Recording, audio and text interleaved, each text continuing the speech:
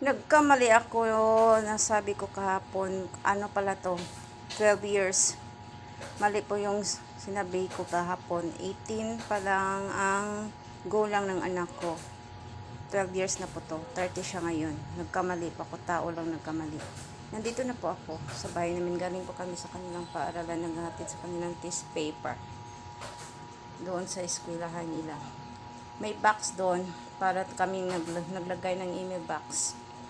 Kung anong cartoon ilalagay at ang security lang ang nandun.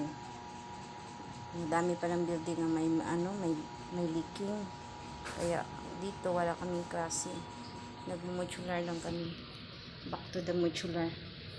Ewan namin kung kailan pa kami pabalik, kung hindi na kami babalik, kung balik aral pa ba ang anak namin o hindi pa.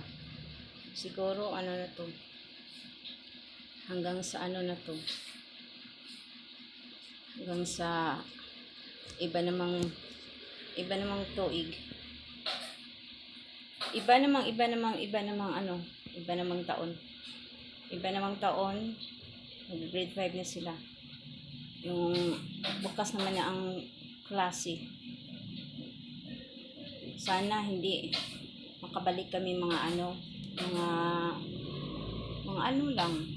Enero. Pwede na yun. Kahit hindi pa ngayon.